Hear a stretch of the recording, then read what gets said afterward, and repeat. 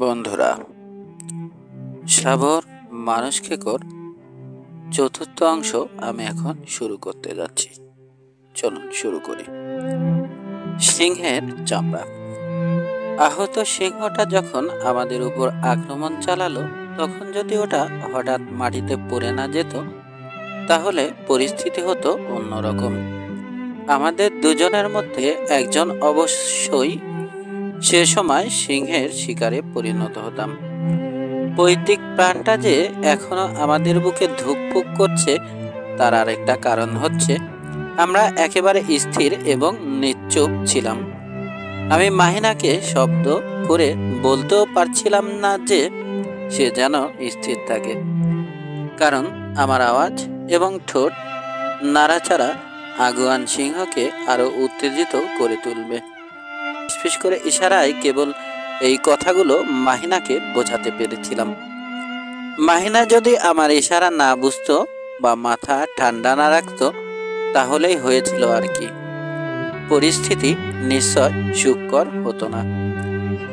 এই প্রসঙ্গে আরেকটা ঘটনার কথা মনে পড়ে গেল। সেদিনকার পরিস্থিতিও ছিল ঠিক আজকের মতোই। সেদিন এক শিকারী তার গানবয়কে নিয়ে ঠিক এমনিভাবেই একটা সিংহের সামনে পড়লেন। আহত সিংহ তাদের উপর আক্রমণ করে বসল। গানবয় নিজের যান বাঁচানোর জন্য শিকারীর নিষেধাজ্ঞা ভুলে তাকে ফেলেই পেছন দিকে দৌড় দিল। এই ঘটনায় সিংহ আরো উত্তেজিত হয়ে পড়ল এবং সামনে দাঁড়ানো শিকারীকে নির্মমভাবে হত্যা করল। সিংহের চামড়া ক্যাম্পে বয়ে নেয়ার মতো লোক কাছাকাছি পাওয়া যায় কিনা মাহিনা তা দেখতে গেছে। এই সুযোগে আমি চারপাশটা ঘুরে ফিরে দেখে নিচ্ছি। কাছে ঘন ঘাসের ভেতর হঠাৎ একটা জেব্রার অর্ধভুক্ত শরীর দেখতে পেলাম। মনে হয় খোলা মাঠেই এটাকে মারা হয়েছে। পরে টেনে হিঁচড়ে ঘাসের ভেতর নিয়ে আসা হয়েছে। টেনে আনার দাগও দেখতে পাচ্ছি। বুঝতে পারলাম কাজটা সিংহেরই। ওরা তাহলে এ কাজেই ব্যস্ত ছিল। আমাদের আকস্মিক উপস্থিতিতে আপাতত খাওয়া বন্ধ করে আমাদের উদ্দেশ্য বোঝার চেষ্টা করে। ইতিমধ্যে একটাকে আমি মেরে ফেলেছি। হঠাৎ সিংহটার কথা মনে পড়ে গেল। কোথায় ওটা?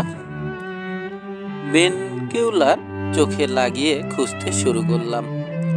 কিছুক্ষণ চেষ্টা করতেই পাওয়া গেল ওটাকে। এখান থেকে প্রায় মাইল খানেক দূরে ওখানে এক পাল হরিণ মনের আনন্দে চড়ে বেড়াচ্ছে। সেই পালের ভেতরে চুপিসারে ঢুকে পড়েছে সিংহীটা।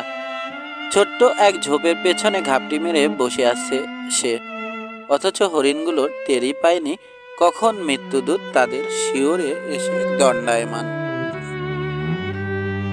যে কোনো সময় তাদের একজন সিংহীর শিকারে পরিণত হবে।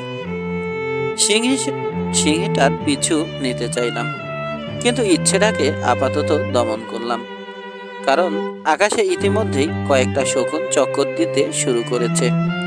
আমি একটু সরে গেলেই মৃত সিংহের উপর সদল বলে ওরা ঝাঁপিয়ে পড়বে। এক মুহূর্তেই ছিঁড়ে কুটি কুটি করে ফেলবে। ফাঁকতালে আমার এত স্বাদের চামড়াটা যাবে।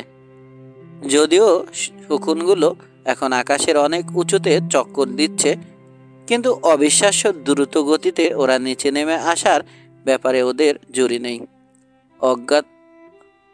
অজ্ঞাতা নিহত সিংহটার কাছেই ফিরে এলাম। মৃতদেহের দুপাশে পা ছড়িয়ে দিয়ে ওটার উপর বসলাম আমি। কিছুক্ষণ বিশ্রাম নেবার পর আমি সিংহের চামড়া ছাড়াতে শুরু করলাম। দেখলাম আমার পক্ষে কাজটা খুবই কঠিন, অথচ ভেবেছিলাম চামড়া ছাড়াতে কতক্ষণই বা লাগবে। মাহিনা ফিরে আসার আগেই হয়তো চামড়া ছাড়িয়ে নিতে পারবো। সিংহটা চর্বিবহুল ছিল বলেই কাজটা কঠিন হয়ে গেল। চর্বি দেখে মাহিনা খুব খুশি হবে। সিংহের চর্বি বিক্রি করে সে কিছু টাকাও কামাতে পারবে, কারণ ভারতীয়রা সিংহের অল্প একটু চর্বির জন্য নিজের সবকিছু ছেড়ে দিতে পারে। তাদের বিশ্বাস সিংহের চর্বি বাতের ব্যথার অব্যর্থ মহা ঔষধ। আরও কিছু জটিল রোগও নাকি এই চর্বি দিয়ে সারানো যায়। যা হোক, চামড়া ছাড়ানোর জটিল এবং বিরক্তিকর এই কাজ কোনো মতে শেষ করলাম। অধৈর্য হয়ে মাহিনার অপেক্ষা করছি। মনে হয় লোক খুঁজতে খুঁজতে সে বেশ দূরেই চলে গেছে। অপেক্ষা বরাবরই বিরক্তিকর। আপন মনেই বিড়বিড় করছিলাম। তাছাড়া এরকম পরিস্থিতিতে একা আর কাহাতক বসে থাকা যায়। পাশে সিংহটার মৃতদেহ পড়ে আছে। চারপাশে কয়েক মাইলের মধ্যে বুনো জীবজন্তু ছাড়া আর কিছুই নজরে পড়ছে না। শুনতে পাচ্ছি হরেক রকম রক্তহীন করা ডাক। শকুন নতুন কেউ এই পরিবেশে একা পড়লে খিচে দৌড় লাগাবে নিশ্চয়। যা হোক, অনেকক্ষণ অপেক্ষার পর অবশেষে মাহিনার দেখা মিলল। 8 ডজন প্রায় উলঙ্গ স্থানীয় লোকজন সঙ্গে নিয়ে ফিরে আসছে সে। দেরির কারণটা জানা গেল। মাহিনা পথ হারিয়ে ফেলেছিল। ভাগ্যক্রমে আমার কাছে আবার ফিরে আসতে পেরেছে বলে সে মহা খুশি। ক্যাম্পে ফিরতে এবার আর দেরি করলাম না। সূর্যাস্তের প্রায় সঙ্গে সঙ্গে আমরা ক্যাম্পে ফিরলাম। সেই কোন ভোরবেলায় ক্যাম্প থেকে বেরিয়েছি। শরীরটা ক্লান্ত লাগছে ভীষণ। তবুও ক্যাম্পে ফিরেই প্রথমে চামড়াটায় বেশ যত্ন করে ঘষে ঘষে কাঠের ছাই লাগালাম। তারপর পোর্টেবল কাঠের ফ্রেমে মাটি শুকাবার জন্য ছড়িয়ে দিলাম। কদিন আগেই ফ্রেমটা নিজ হাতে তৈরি করেছি, আজই প্রথম কাজে লাগলো। ততক্ষণে ক্যাম্পের সামনে বিশাল অগ্নিকুণ্ড জেলে দেয়া হয়েছে। একদল মন্ত্রমুগ্ধ দর্শক চোতা মাহিনাকে ঘেরাও করে বসেছে। মাহিনা হাত পা নেড়ে সিংহ শিকার কাহিনীর জলজান্ত বর্ণনা দিতে শুরু করলো। এক উত্তেজনাপূর্ণ শিকার। একদিন সকালে দরকারি কাজকর্ম সারার পর বেশ ক্লান্ত হয়ে পড়েছি। ভাবলাম আজ ট্যাট্টু ঘোড়ায় চড়েই শিকারে যাব। অন্যদিন হেঁটেই শিকারে যাই। মাহিনাও সঙ্গে যাবে। 8 ডজন স্থানীয় লোক নিলাম। ওরা বিটার হিসাবে কাজ করবে যদি দরকার হয়। অর্থাৎ গাছে লাঠি ঠুকে ওরা শব্দ তৈরি করবে যাতে শিকারকে ইচ্ছে মতো কোনো দিকে ফালানোর সুযোগ সৃষ্টি হয়। এটা শিকারের সুবিধার্থেই করা হয়ে থাকে। চটজলদি লাঞ্চ সেরে নিলাম। নদীর বা তীরের উদ্দেশ্যে রওনা করলাম। প্রথমেই ঘোড়ায় না চড়ে কিছুক্ষণ হাঁটলাম।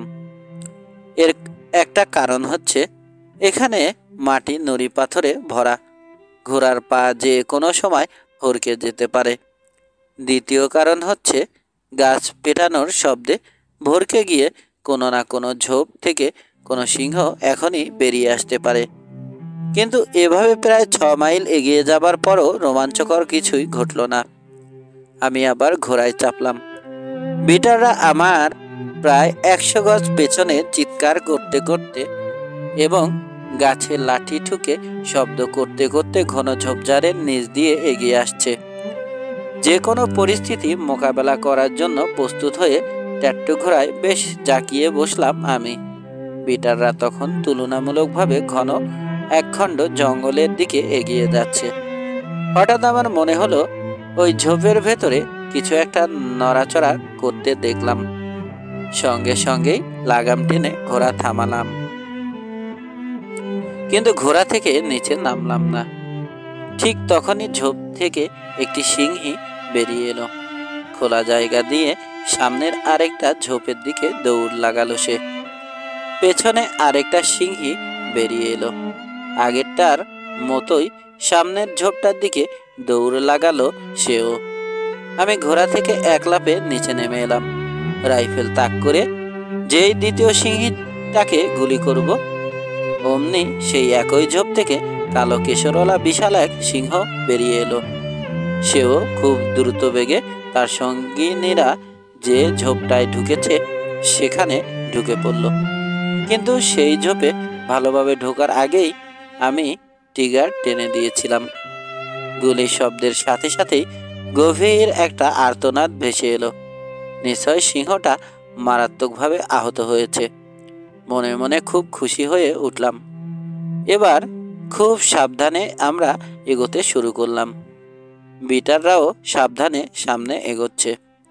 আহত সিংহটার খোঁজে চারপাশে তীক্ষ্ণ নজর বোলাচ্ছি। অবশ্য আমরা কেউই তখন মাটিতে নেই, সবাই গাছের উপর। এক গাছ থেকে ডাল ধরে ঝুলে আরেক গাছে চলে যাচ্ছি। অনেক জায়গায় জঙ্গল এত ঘন যে বলতে গেলে গাছগুলো গা জড়াজড়ি করে দাঁড়িয়ে। সুতরাং সামনে এগোতে তেমন ঝামেলা হচ্ছে না। মাটিতে না নেমেও মাইলের পর মাইল এভাবে গাছ থেকে গাছে চলে যাওয়া যাবে।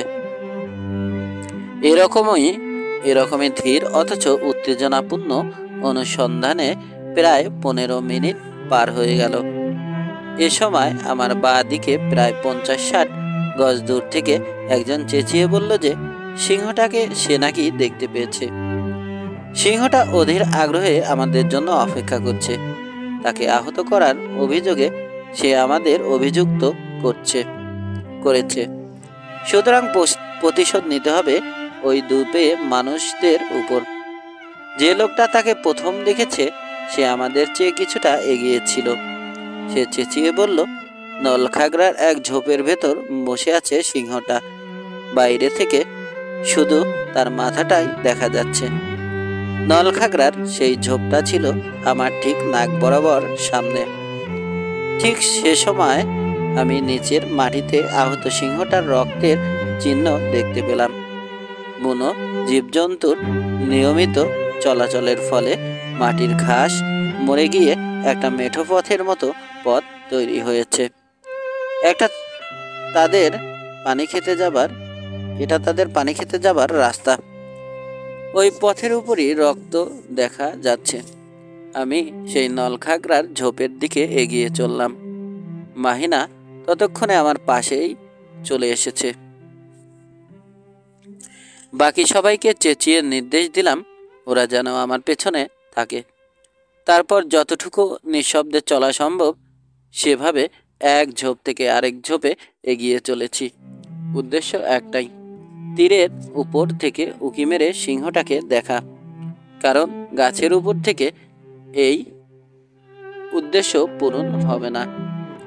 গাছের নিচটা ঝোপঝাড় লতা পাতায় একরকম ঢেকে আছে। সামনে তাকালে পাতা ছাড়া কিছুই চোখে পড়বে না। সুতরাং গাছের নিচ দিয়ে ঝোপঝাড়ের আড়ালের থেকে দুরু বক্ষে এভাবেই এগিয়ে যাচ্ছি। এখনো জানি না সিংহটা ঠিক কোথায় ঘাপটি মেরে বসে আছে। প্রতি মুহূর্তে আশঙ্কা করছি সিংহটা তার নলখাগড়ার আশ্রয় থেকে এই বুঝি আমার উপর লাফিয়ে পড়ল। কিন্তু আমার শত্রুর তরফ থেকে এখন পর্যন্ত কোনো শব্দ বা নড়াচড়ার আভাস না পেয়ে উৎসাহ বোধ করলাম। আগের মতোই দীর্ঘভাবে সামনে এগিয়ে চললাম। অবশেষে নদীর পার ঘেঁষে একটা গাছ পাওয়া গেল, যার আড়ালে নিজেকে লুকিয়ে নিচে উঁকি মারা সুবিধাজনক হবে। তাই করলাম। সাবধানে নদীর পাড়ের উপর দিয়ে নিচে তাকালাম। হ্যাঁ, এই তো আমার কাছ থেকে মাত্র 20 গজ দূরেই বসে আছে সিংহটা। এক দৃষ্টিতে তাকিয়ে আছে সে, আমার দিকে না। যে লোকটা তাকে দেখে চেঁচিয়ে উঠেছিল আমাদেরকে সিংহের অবস্থানটা জানিয়েছিল। আর সেই গাছটার দিকেই সিংহটা কটমট করে তাকিয়ে আছে। কিন্তু লোকটা তখন আর সেই গাছে নেই, পিছিয়ে গিয়েছে খানিকটা। যা হোক, খুব সাবধানে মোটেও শব্দ না করে আমার রাইফেলটা তুললাম। রাইফেলের বাট গাছের গায়ে ঠেকালাম। আর একটু ভালোভাবে দেখার জন্য দুপায়ের আঙুলে ভর দিয়ে দাঁড়িয়েছি। আর রাইফেলের নলটা সিংহের মাথা বরাবর তাক করেই ট্রিগার টেনে দিলাম। মনে হলো সিংহটাকে যেন কেউ কামারের বড় হাতুড়িটা দিয়ে আঘাত করেছে। সঙ্গে সঙ্গে সে পড়ে গেল, যেন একটা গাছের গুঁড়ি নিশ্চল পড়ে আছে। চিৎকার করে সবাইকে জানালাম সিংহের খেল খতম। বিটাররা গাছ থেকে নেমে এক দৌড়ে ঘটনাস্থলে এসে পড়ল। আমি তাদেরকে সাবধান হতে বললাম। এখনো হয়তো সিংহটা মরেনি, কিন্তু কে শোনে কার কথা। চোখের পলকে তারা মৃত সিংহটাকে নলখাগড়ার ঝোপ থেকে তুলে এনে শুকনো মাটিতে রাখলো। অন্য কিছু করার আগে নলখাগড়ার সেই ঝোপটা আচ্ছা মতো পেটাতে বললাম। বিটাররা তাই করলো, কিন্তু কোনো কিছুই বের হলো না সেই ঝোপ থেকে। সিংহগুলোর কোনো চিহ্নই আর পাওয়া গেল না। তারপর আমরা সিংহটার চামড়া ছাড়ানোর কাজে মন দিলাম। অর্ধেক চামড়া ছাড়ানোর পর বাকি কাজটা মাহিনার হাতে ছেড়ে আমি আবার আমার ভাগ্য যাচাই করতে বেরোলাম। দেখা যাক সিংহগুলোর খোঁজ পাই কিনা, অথবা শিকার করার মতো অন্য কোনো প্রাণী পাই কিনা। আমি নদীর ধার ঘেঁষে প্রায় উৎসমুখ পর্যন্ত গেলাম, কিন্তু পথে আর কোনো সিংহ দেখলাম না। বেশ দেরি করে ফেলেছি, তাই শিগগিরই মাহিনার কাছে ফিরে এলাম। কিন্তু আশ্চর্য, মাহিনাকে কোথাও দেখতে পেলাম না। কয়েকটা ফাঁকা গুলি করলাম, গলায় যতটুকু জোর আছে চেঁচালাম, কিন্তু জবাব পেলাম না। মাহিনা আমার ফিরতে দেরি হয় বোধ হয় ক্যাম্পেই ফিরে গেছে, এই উপসংহার টানলাম মনে মনে। অজ্ঞাত একাই ক্যাম্পের দিকে ছুটলাম। সন্ধ্যের অনেক পরে আমি ক্যাম্পে ফিরে এলাম। দেখি মাহিনা বহাল তবিয়তেই আছে। সিংহের চামড়া শুকানোর জন্য পোর্টেবল ফ্রেমে ঠিকঠাক মতো ছড়িয়ে দিয়েছে। আমাকে একা ফেলে ওভাবে চলে আসার জন্য তাকে যে প্রচণ্ড বকুনি দেব বলে ঠিক করে রেখেছিলাম, তার দেয়া হলো না। তার কাজ দেখে খুশি হয়েছি আমি। পরদিন সকালে সিংহের চামড়াগুলো প্যাকেট করে রেলহেড ক্যাম্পে আমার কর্মস্থলে ফিরে এলাম। ডক্টর ব্রক এবং আমি আবারও সিংহ শিকারে। অবশেষে রেলহেড নদীর কাছে এসে পড়ল, কিন্তু পেছনে অনেক কাজ বাকি থাকায় আমাদের হেডকোয়ার্টার কিছুদিন আগের জায়গাতেই থাকলো। সেখানকার কাজ শেষ হবার পর অল্প দিনের মধ্যেই হেডকোয়ার্টার রেলহেডের কাছে সরিয়ে নিয়ে আসা হলো। এ সময় অনাকাঙ্ক্ষিতভাবে হঠাৎ আমার বন্ধু ডক্টর ব্রক এসে হাজির। সেই যে সাবহতে মালবাহী ওয়াগনে আমরা মানুষকে কবলে পড়েছিলাম, সেই ব্রক। বেচারার সিংহ শিকারের বড়ই খায়েশ, অথচ সেদিন সিংহের গায়ে একটা গুলিও লাগাতে পারেননি। সেদিন অবশ্য আমার গুলিও মিস হয়েছিল, তবে শেষ পর্যন্ত সিংহটাকে যে মারতে পেরেছি এই ঢের। যা হোক, মিস্টার ব্রক এবারও সিংহ শিকারের খায়েশ নিয়ে এখানে এসেছেন। যদি কোনো রকমে একটা সিংহ তিনি শিকার করতে পারেন, তাহলে জীবন তার ধন্য হয়। এখানে পৌঁছার কদিন পরই তিনি শিকারে বেরোতে চাইলেন। সম্ভব হলে পরদিনই বেরোতে চান। সিংহের দেখা পাওয়া যেতে পারে এরকম জায়গা যদি তাকে দেখিয়ে দিই, তাহলে তার খুব সুবিধে হয়। এ কাজের জন্য আজীবন তিনি আমার কাছে কৃতজ্ঞ থাকবেন। আমি আনন্দের সাথেই এই কাজটা করে দেব, তাকে জানালাম। শিকারের মতো উত্তেজনাপূর্ণ এবং আনন্দদায়ক কাজে বেরোনোর জন্য আমি সব সময় তৈরি। অবশ্য যদি নিজের কাজ শেষ করার পর আমার হাতে যথেষ্ট সময় থাকে। ঠিক সে সময় আমার কাজের চাপ কম ছিল, ফলে একটা দিন শিকারে গেলে কাজে তেমন কোনো ক্ষতি হবে না। আমার এই একদিনের অনুপস্থিতির জন্য প্রয়োজনীয় সবকিছু সেরে রাখলাম। পানির বোতলগুলো চা দিয়ে ভর্তি করে নিয়েছি। ব্যাগে পর্যাপ্ত পরিমাণ রুটি এবং একটি মাছও সঙ্গে নিলাম। রাইফেল এবং গোলাবারুদ হাতের কাছেই তৈরি রেখেছি। আর যারা বিটার হিসেবে আমাদের সঙ্গে যাবে, তাদেরকে ভোর হবার আগেই তৈরি থাকতে বললাম। সিংহের দেখা পাওয়া যেতে পারে এমন জায়গা এখান থেকে বেশ দূরে, তাই আমাদেরকে ভোর হবার আগেই বেরিয়ে পড়তে হবে। সকাল হবার সাথে সাথে আমরা সেখানে হাজির থাকতে চাই। রাতের ভ্রমণ সেরে পশুরাজ হয়তো তখনই নিজের ডেরায় ফিরবে। এ সময়ই তাদের কাউকে না কাউকে আমরা পেয়ে যেতে পারি। রাতে তাড়াতাড়ি বিছানায় শুয়ে পড়লাম, নইলে শেষ রাতে ঘুম ভাঙবে না। চোখে ঘুম প্রায় চলে এসেছে।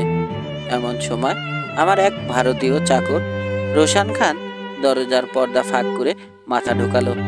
সে আমাদের সঙ্গে শিকারে যেতে চায়, এই হচ্ছে তার আর্জি।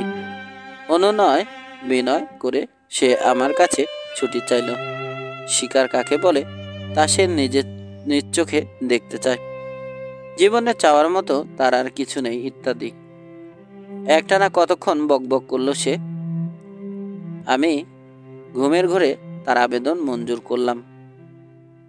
ভাবলাম রোশান খান আমাদের সাথে শিকারে গেল না ক্যাম্পে বসে থাকলো, তাতে আমাদের শিকার অভিযানে কী বা এমন পার্থক্য হবে।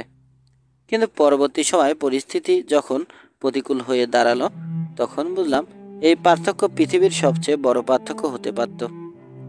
যদি সে আমাদের সাথে না যেত, তাহলে আমাদের পুরো অভিযানটাই দুর্ঘটনাপূর্ণ হয়ে শেষ হতো। রোশান খান ছিল কুচকুচে কালো এক পাঠান যুবক, বয়স 20-এর কোঠায়, কোমল কর্মঠ সৎ এবং হাসি খুশি চেহারার। কিছুদিন থেকে সে আমার চাকর হিসেবে কাজ করছে। অতি আপনজনের মতোই ছিল রোশান খান। আমাকে খুবই দক্ষ এক শিকারী বলে অন্ধভাবে সে বিশ্বাস করত। সম্ভবত এ কারণেই শিকারের সারাটা সময় সে আমার পেছনে আঠার মতো লেগেছিল, যেন আমার পেছনে থাকলেই সে সম্পূর্ণ নিরাপদ থাকবে। হিংস্র পশুরাও আমার কারণে তাকে বেশ সমীহ করে চলবে। শেষ রাতে আমরা সবাই জেগে উঠলাম। মোমের মৃদু আলোয় নাস্তা সেরে নিলাম। তারপর প্রয়োজনীয় প্রস্তুতি নিয়ে শিকারে বেরিয়ে পড়লাম। ভোর হওয়ার আগেই নদীর উৎসমুখের দিকে কয়েক মাইল পথ পেরিয়ে এলাম। যখন পূর্ব আকাশে ভোরের আলো ফুটে উঠেছে, তখন আমরা একটু ছড়িয়ে পড়লাম। যেহেতু ডক্টর ব্রক আমাদের মেহমান এবং তার সম্মানেই আজকের এই শিকার অভিযান, তাই তাকে আমরা সবসময় সুবিধাজনক অবস্থানে রাখলাম, যাতে সিংহের দেখা পাওয়া মাত্র তিনি প্রথমে গুলি করতে পারেন। রোশান খান আমার ঠিক পেছনে এগিয়ে আসছে। সময়ও সেই একইভাবে গড়িয়ে যাচ্ছে। এভাবে অবিচলভাবে এবং বেশ কষ্টে আমরা কয়েক মাইল পথ পেরিয়ে এলাম। পথে কিছুই আর চোখে পড়ল না, যদিও এ সময় আমরা অনেকগুলো নলখাগড়ার ঝোপ আর লম্বা লম্বা ঘাসে ভরা জায়গা পার হয়ে এসেছি। এগুলোতে খুব সহজেই সিংহ লুকিয়ে থাকতে পারে। আমরা যখন সেসব নলখাগড়ার ঝোপ বা ঘাস বনের ভেতর ঢুকছিলাম, তখন পুরো ব্যাপারটা খুবই উত্তেজনাপূর্ণ এবং আনন্দদায়ক হয়ে উঠল। কারণ এগুলোতে ঢোকার আগ মুহূর্তেও আমরা জানতাম না এর ভেতর কোনো সিংহ লুকিয়ে আছে কিনা। থাকলে ঠিক তখনই সিংহটা আমাদের পায়ের কাছে লাফিয়ে পড়তো আর আমাদের কাউকে না কাউকে অবশ্যই পাকড়াও করত। আমরা এইমাত্র বেশ ঘন একটা ঝোপ লাঠিপেটা করতে করতে পার হয়ে এসেছি। বাইরে থেকে ঝোপটাকে দেখে মনে হয়েছিল নিশ্চয় এর ভেতরে সিংহ রয়েছে, কিন্তু না, এই ঝোপটাও আগেরগুলোর মতোই খালি, কোনো সিংহ নেই। আমাদের সামনে এখন চমৎকার খোলামেলা একটা তৃণভূমি, অনেক দূর পর্যন্ত বিস্তৃত। আমাদের ডান দিকে বেশ কিছু দূরে এক পাল এন্টিলোপ চড়ে বেড়াচ্ছে। পালটা বেশ বড়ই। আমি জানি ডাক্তার ব্রক অ্যান্টিলোপ শিকার করতে পারলে বেশ খুশি হবেন। এখনও তো সিংহের দেখা নেই। আমি মৃদুস্বরে ডাক্তার ব্রককে অ্যান্টিলোপের পালের কথা বললাম এবং ইশারায় সেই জায়গাটা দেখিয়ে দিলাম। তিনি সাথে সাথে এগিয়ে আসলেন এবং অ্যান্টিলোপের ওই পালের দিকে এগিয়ে চললেন। আমি এখানেই বসে পড়লাম। প্রতি মুহূর্তে ডাক্তার ব্রকের রাইফেল গর্জে ওঠার শব্দ শোনার অপেক্ষা করছিলাম আমি।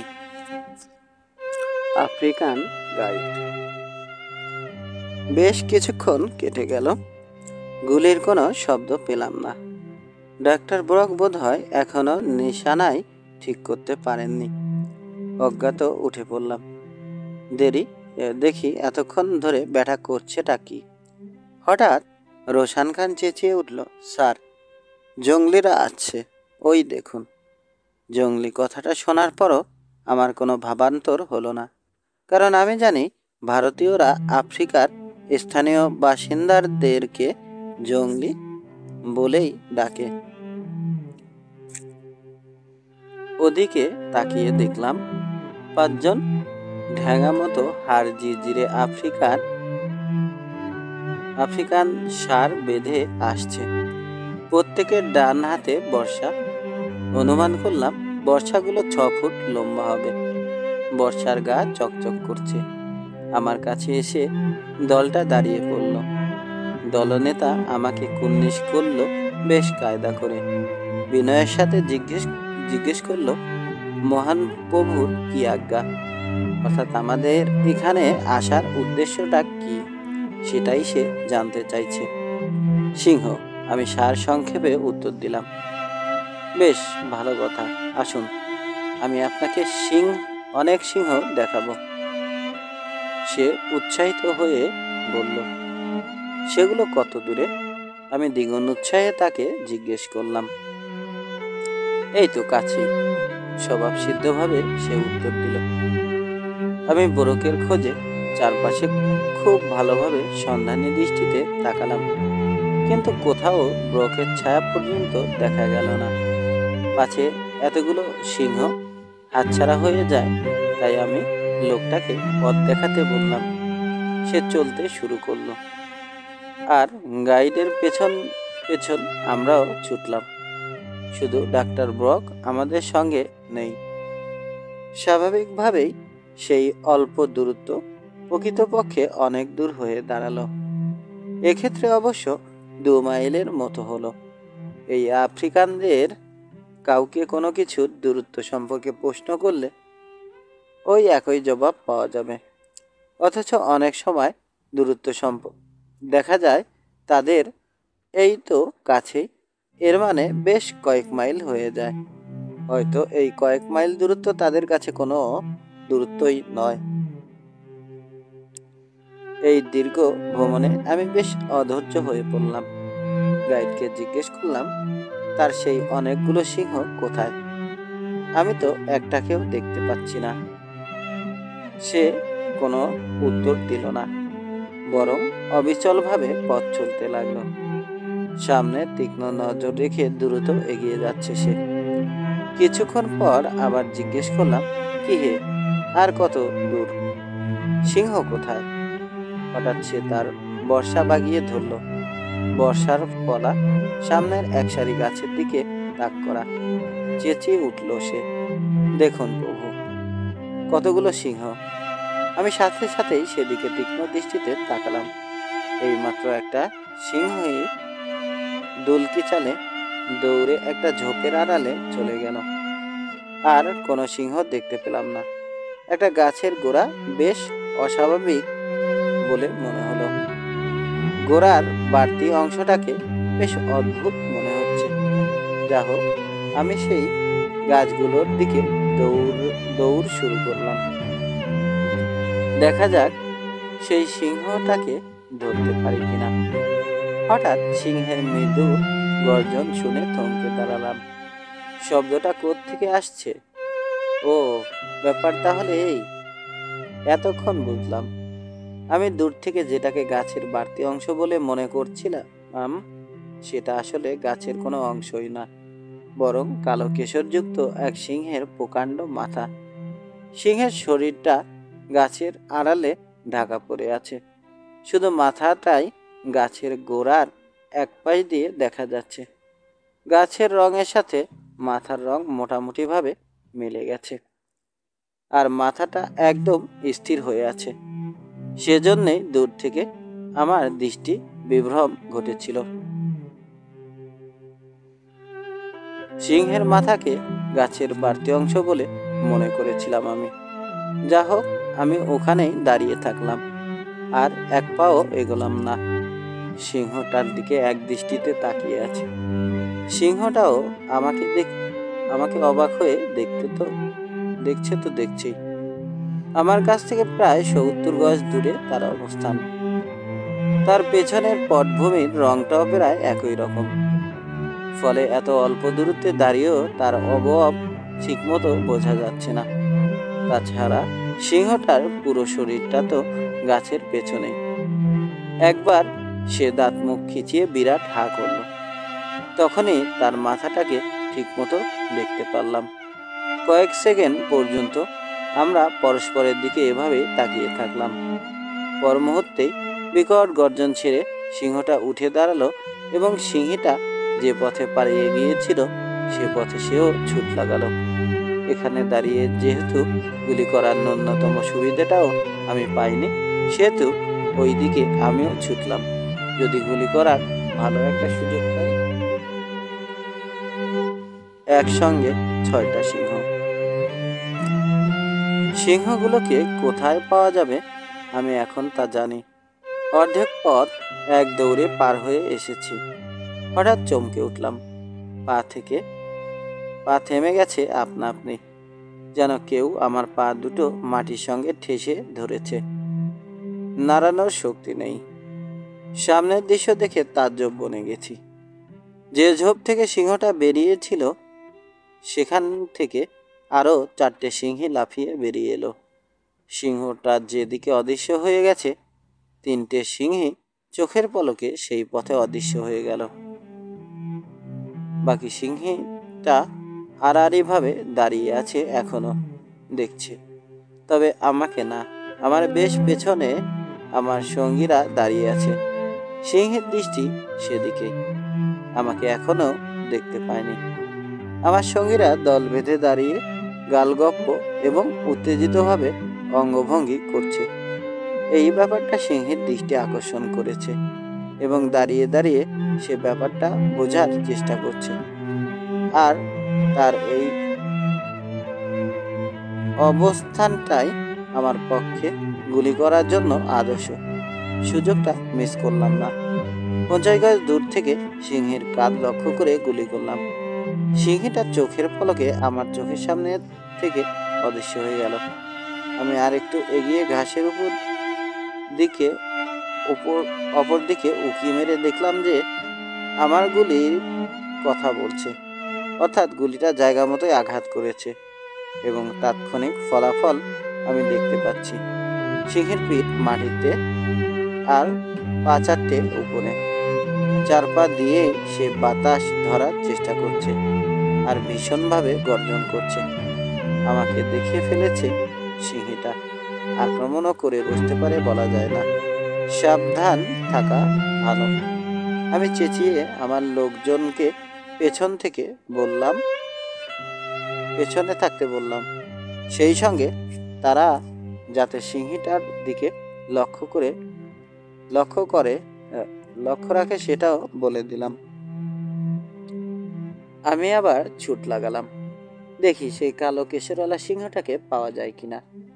সিংহীটা ইতিমধ্যেই আমাকে দেরি করিয়ে দিয়েছে, আর এই সুযোগে সিংহটা নিশ্চয় অনেক দূর পালিয়েছে। কিন্তু আমার ভয়টা অমূলক ছিল। শিগগিরই তাকে দেখতে পেলাম। খুব একটা দূরে যায়নি সে, বরং বার কয়েক থেমে আমার পরবর্তী কাজ কি হবে তাই আন্দাজ করতে চেয়েছিল বোধহয়। আসলে সিংহটা কি করছিল তা আমি আমার লোকজনের কাছ থেকে পরে জেনেছিলাম। আমি যখন সিংহীটাকে গুলি করলাম তখন সিংহটা তার সঙ্গিনীর ক্রোধান্বিত আর্তনাদ শুনে থমকে দাঁড়ালো। অনেকক্ষণ এভাবে ঠায় দাঁড়িয়েছিল। বোধহয় ভাবছিল সঙ্গিনীকে বিপদ থেকে উদ্ধার করতে যাবে কিনা। যা হোক, পরে সে বোধহয় সিদ্ধান্ত পাল্টে ফেলে এই ভেবে যে বীরত্বের চেয়ে বিচক্ষণতাই উত্তম। ফলে সিংহে উদ্ধার করবে না গিয়ে অমনি গা ছাড়া ভাবে ইতস্তত ঘুরে বেড়াতে লাগলো। দূরে কোথাও আর গেল না। আমিও এই ভেবে খুশি হলাম যে শিগগিরই সিংহটাকে আমি পেতে যাচ্ছি। কিন্তু তার নাগাল পেতে হলে এখনো আমাকে প্রায় 200 গজ খুব জোরে ছুটতে হবে। সমতল থেকে এই জায়গা 5000 ফুটেরও বেশি উঁচুতে। এমন জায়গায় অল্প একটু দৌড়ালেও যে কারো নাভিশ্বাস ওঠে। তবুও কি আর করা, সিংহটাকে পেতে হলে পরিচম তো করতেই হবে। সিংহটা যখন আমাকে তার দিকে প্রচন্ড বেগে ছুটে আসতে দেখলো, তখন সে একটা গাছের নিচে গিয়ে দাঁড়ালো। ছোট একটা ঝোপের আড়ালে পুরো শরীরটা অপূর্ব দক্ষতায় লুকিয়ে ফেললো সে। কেবল মাথাটা ঝোপের বাইরে বের করে রেখেছে। ওখান থেকে সে আমার প্রতিটি নড়াচড়া লক্ষ্য করছে। আমার এখানে উপস্থিত হওয়াটা মোটেই তার পছন্দ হচ্ছে না। নিচু স্বরে সে আমাকে শাসিয়ে দিল, যেন এখনো সময় আছে। আমি এখান থেকে চলে গেলে সে আর কিছু বলবে না। আমিও তার এরকম মনোভাব এবং জ্বলন্ত দৃষ্টি মোটেও পছন্দ করলাম না। আমার ধারে কাছে যদি কোনো গাছ থাকতো, তাহলে নিরাপত্তার জন্য আমি সবার আগে গাছেই চড়ে বসতাম। তারপর হয়তো গুলি করার কথা ভাবতাম।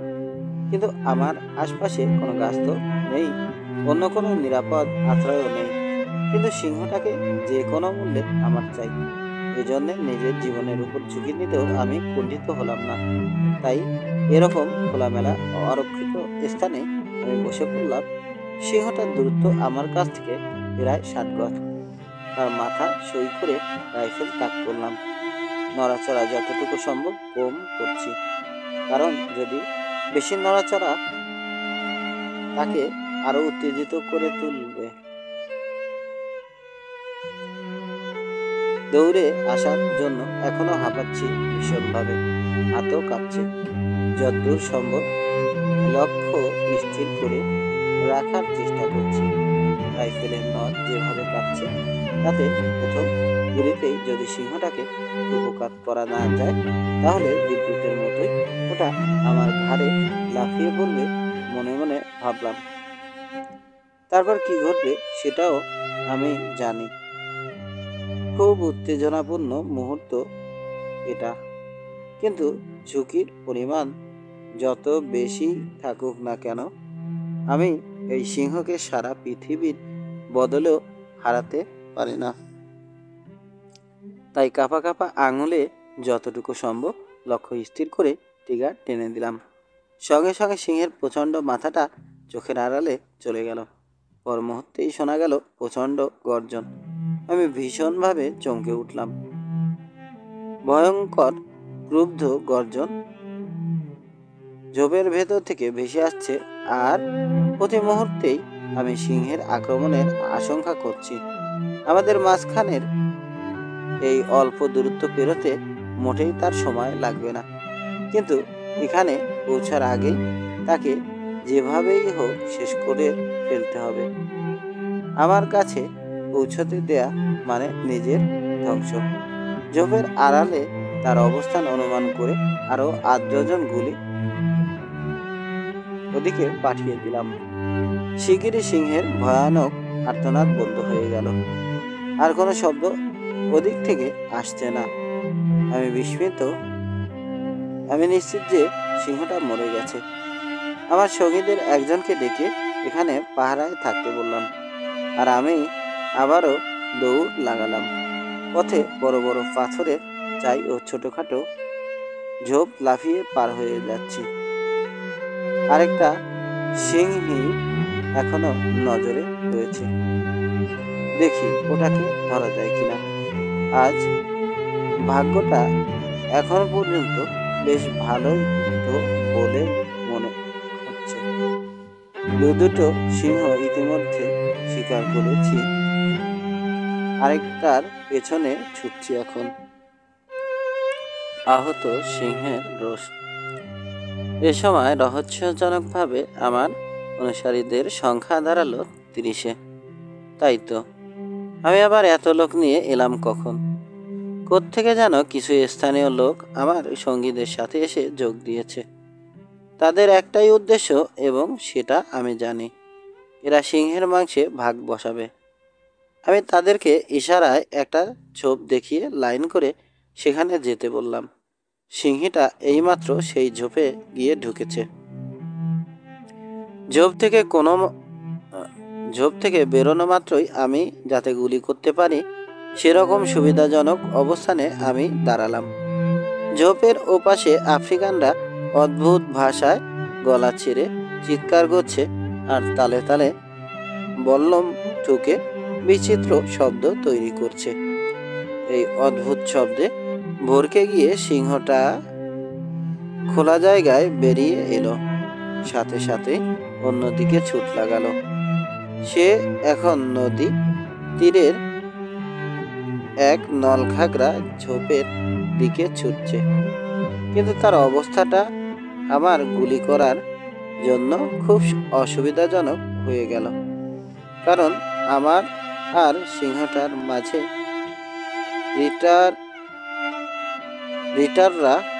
বিটাররা দাঁড়িয়ে আছে। সিংহটাকে সেই ঝোপের কিনার পর্যন্ত যেতে দিলাম, কিন্তু ঠিক সে মুহূর্তে কেন জানি আমি গুলি করতে পারলাম না। ফলে সিংহটা বেশ নিরাপদেই সেই ঝোপের ভেতর গিয়ে ঢুকলো। গুলি আর করা হলো না। ভাবলাম ব্রক এসে পৌঁছানো পর্যন্ত সিংহটা ওখানেই থাক। যে রকম ভয় পেয়েছে তাতে আমরা সরে গেলেও বোধহয় ওই ঝোপ ছেড়ে আজ আর বেরোবে না। এবার সেই সিংহটার কাছে যাওয়া যাক। একটু আগেই যাকে মেরে এসেছি ওখানে একজনকে পাহারায় রেখে এসেছি, কিন্তু যাকে পাহারা দেওয়ার জন্য রেখে এসেছিলাম তাকে এখন এই বিটারদের দলে দেখতে পেয়ে রাগে আমার পিত্তি জ্বলে গেল। করেছে কি আহাম্মকটা? তাকে ওখানে একা থাকতে হবে এই ভয়ে সে গোপনে এই দলের সাথে ভিড়ে যায়। ভেবেছে আমি এ কথা জানতে পারবো না, কিন্তু তার এই বোকামির ফল হলো এই যে সিংহটাকে আমরা হারিয়ে ফেললাম। আমরা কেউই বলতে পারছি না সিংহটা ঠিক কোন ঝোপের ভেতর মরে পড়ে আছে। আদেও মরেছে কিনা তাই বা কে জানে। কিন্তু এমন সময় একটা ট্রফি, শিকার করা পশু পাখির সংরক্ষিত কঙ্কাল, মাথা বা চামড়া ইত্যাদি আমি হারাতে রাজি নই। এই সিংহের জন্য আমি আমার জীবন পর্যন্ত বাজি রেখেছিলাম। সুতরাং ওটাকে খুঁজে বের করতে হবে যেভাবেই হোক। সুসংবদ্ধ ভাবে অনুসন্ধান শুরু করলাম। জঙ্গলটাকে মনে মনে কয়েক ভাগে ভাগ করলাম, তাতে খোঁজা সুবিধে হবে। এক একটা অংশ তন্ন তন্ন করে খোঁজা হবে, সেই অংশের চিহ্ন দিয়ে অন্য অংশ খুঁজে দেখা হবে। আগে যেরকম ভেবেছিলাম কাজটা মোটেও সহজ হলো না। সিংহের পেছনে ছুটে আমরা অনেকটা সরে গিয়েছিলাম।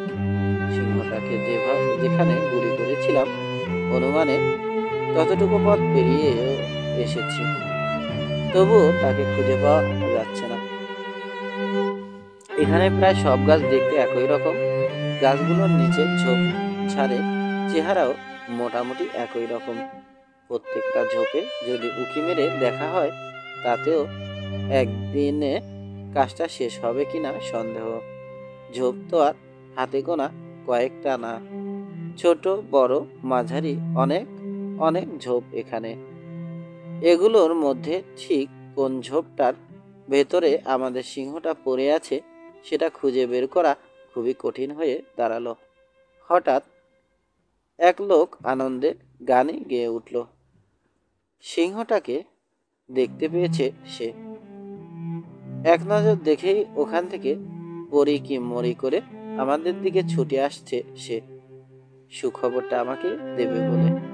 ভারতীয় এবং আফ্রিকান আমার দু জাতের সঙ্গীরা সিংহটাকে দেখার জন্য একেবারে অস্থির হয়ে পড়ল। এমনিতেই তাদের সাহস এবং কৌতূহল দুটোই খুব বেশি। তারা সেই ঝোপটার দিকে ছুট লাগালো। আমি তাদেরকে সিংহটার একেবারে কাছে যেতে নিষেধ করলাম। সিংহটা এখনো জীবিত থাকতে পারে, কাজেই সাবধান থাকা ভালো। কিন্তু আমার সাবধান বাণীকে তারা গ্রাহ্যই করল না। আমি উঠে দাঁড়ালাম, ধীরে সুস্থে সেই ঝোপটার দিকে এগিয়ে গেলাম। দেখি প্রায় 8-10 লোক সিংহের পেছন দিকটা ঘেরাও করে দাঁড়িয়ে আছে। ওরা কৌতুকে মেতে উঠেছে, কোনো অঙ্গভঙ্গি করছে। প্রত্যেকের মুখেই অদ্ভুত ভাষার খই ফুটছে। সবাই বেশ সুস্পষ্ট এবং সবাই বেশ সন্তুষ্ট এবং উত্তেজিত। কাছে গিয়ে জিজ্ঞেস করলাম, সিংহটা মরেছে কিনা? না, মরেনি এখনো, ওরা জানালো। দেখলাম না মরলেও প্রায় মরমর অবস্থা ওটার। দেখলাম না মরলেও প্রায় মরমর অবস্থা ওটার। তখনও ধীরে ধীরে শ্বাস নিচ্ছে, কাত হয়ে লম্বালম্বি পড়ে আছে সিংহটা। কাছ থেকে সিংহটাকে দেখে আমি খুব খুশি হয়ে উঠলাম। ট্রফি হিসেবে খুবই সুন্দর সিংহটা। 2-1 মুহূর্ত ওই দলের সাথে আমি দাঁড়িয়ে থাকলাম। যতই দেখছি ততই মুগ্ধ হচ্ছি। যদিও ওটা মরার মতো পড়ে আছে, তবুও নিয়মিতভাবেই শ্বাস প্রশ্বাস চলছে। তার পেছনে 1 গজের মধ্যে লোকজন হইচই করছে, অথচ সে কিছুই বলছে না, যেন কিছুতেই আর কিছু আসে যায় না তার। যার যা ইচ্ছে হয় করুক। আন্দাজ করলাম আর কিছুক্ষণের মধ্যেই এর ভবলীলা সাঙ্গ হয়ে যাবে। আর কোনোদিন এই সিংহটা উঠে দাঁড়াবে না। ভীষণ গর্জনে কোনোদিন আর জঙ্গল কাঁপাবে না। আফ্রিকার জঙ্গলের হিংস্র সুন্দর এই প্রাণীটার দিকে অদ্ভুত এক আকর্ষণ বোধ করলাম। সাবধানতা ভুলে আমি আরো কৌতূহলী হয়ে উঠলাম। পেছন দিক ছেড়ে এগোলাম সামনের দিকে। মাথার দিকটা ভালো মতো দেখতে চাই। সিংহটার মাথার কাছে গিয়ে দাঁড়ালাম। আমাকে দেখা মাত্র সিংহটার চোখ মুখ শয়তানের মতো ভয়ঙ্কর রূপ ধারণ করলো। প্রচণ্ড এক গর্জন ছেড়ে সে উঠে দাঁড়ালো, যেন তার কিছুই হয়নি। চোখে তীব্র প্রতিহিংসা, খোলা মুখের ভেতর ধারালো দাঁত দেখা যাচ্ছে। এটা এমন এক ভয়ঙ্কর দৃশ্য যা আমি আর কোনোদিনও দেখতে চাই না। পরিস্থিতি এমন বিপজ্জনক হয়ে উঠবে স্বপ্নেও ভাবিনি। সিংহটা আমার কাছ থেকে মাত্র 3 কদম দূরে। একে তো সিংহ, তাই আবার আহত, সুতরাং অবস্থাটা ভয়াবহ। গা ঝাড়া দিয়ে এক লাফে উঠে দাঁড়ালো সিংহটা। রোশান খান প্রাণে বাঁচল। সিংহটা উঠে দাঁড়ানো মাত্রই একজন ছাড়া বাকি সব লোকজন এক নিমেষে উধাও। চোখের পলকে তারা গাছে উঠে পড়েছে, যেন অশুভ কিছু তাদেরকে তাড়া করেছে। আমি সাত তাড়াতাড়ি 1 কদম পিছিয়ে গেলাম। ক্ষিপ্ত সিংহটার দিকে চোখ রেখে আমার পেছনে দাঁড়ানো রোশান খানকে প্রায় মারিয়েই দিয়েছিলাম আমি। রোশান খান আর সবার মতো আমাকে একা রেখে পালায়নি, অথবা সে ব্যাপারটার গুরুত্বই তখনও অনুধাবন করতে পারেনি।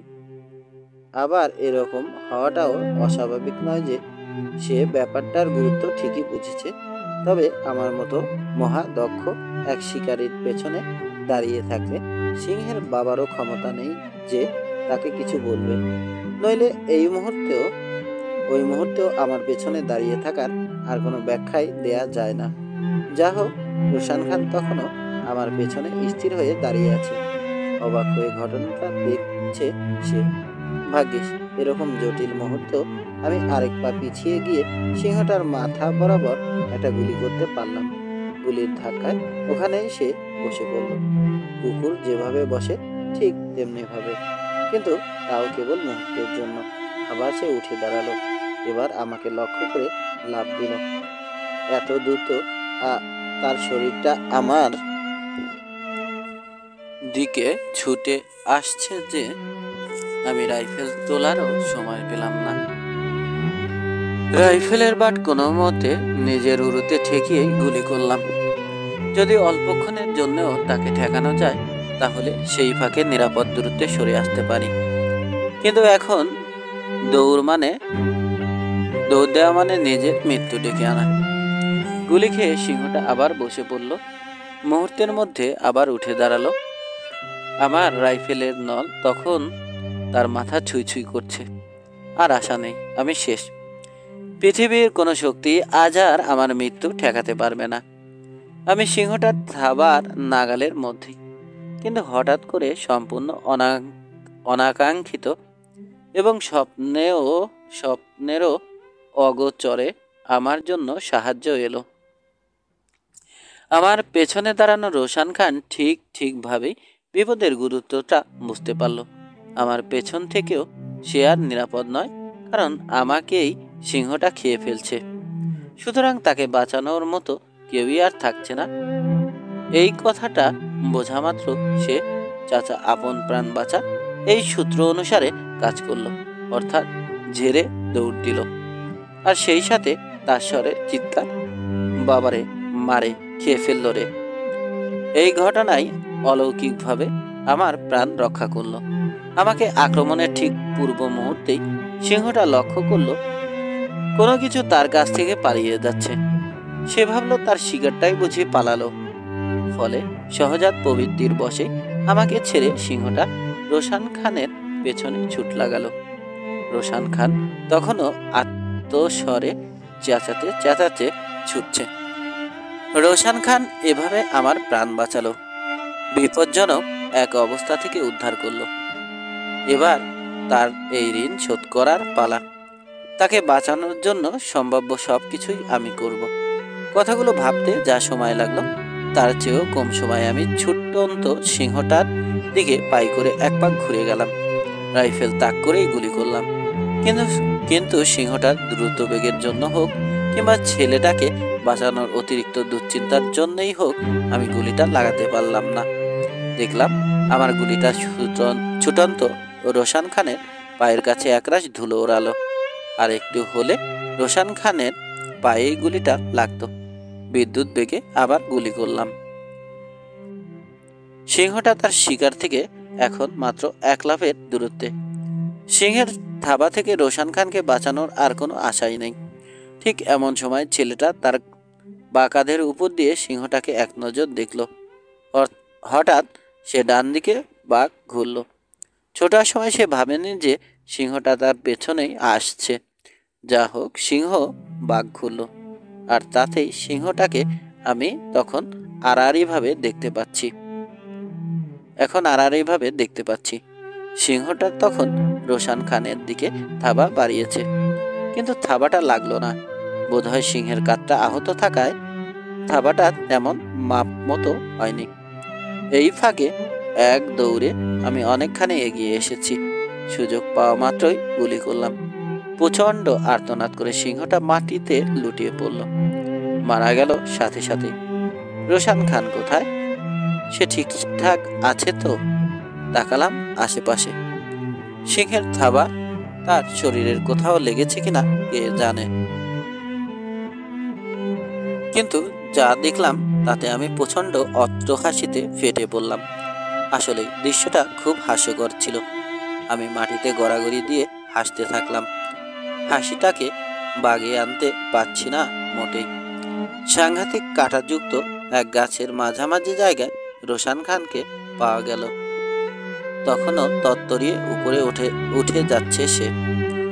যেভাবেই হোক খুব তাড়াতাড়ি তাকে গাছের একেবারে মগডালে পৌঁছাতে হবে, নইলে আর রক্ষা নেই। নিচে কি ঘটছে বা ঘটে গেছে এসব দেখার সময় তার নেই। বড় একটা কাঁটায় তার ছিন্ন ভিন্ন পাগড়ি ঝুলে আছে। বাতাসে ওটা দুলছে। রঙিন সুতোর নকশা তোলা ওয়েস্ট কোট আরেকটা কাঁটায় ঝুলে আছে। রোশান খানের গায়ের কাপড় কাঁটায় বেঁধে ছিঁড়ে ফালি ফালি হয়ে গেছে। সে তখন সিংহ আর তার মাঝখানে দূরত্ব বাড়ানোর চেষ্টায় মগ্ন। কাপড় গেলে কাপড় পাওয়া যাবে, কিন্তু প্রাণ গেলে তার ফিরে পাওয়া যাবে না। সে বোধহয় কাঁটার আঘাতও টের পাচ্ছে না। শরীরের বিভিন্ন জায়গায় রক্ত দেখা যাচ্ছে। আমি কোনো মতে হাসি থামালাম। চিৎকার করে তাকে নেমে আসতে বললাম, কিন্তু কে শোনে কার কথা। একেবারে গাছের মগডালে না পৌঁছানো পর্যন্ত সে আর থামল না। মগডালে পৌঁছার পর তার হুঁশ ফিরল। নিচে তাকালো। ধীরে ধীরে গাছ থেকে নিচে নেমে এলো। বেচারা ভয়ে ও বিস্ময়ে একেবারে আধমরা হয়ে গেছে।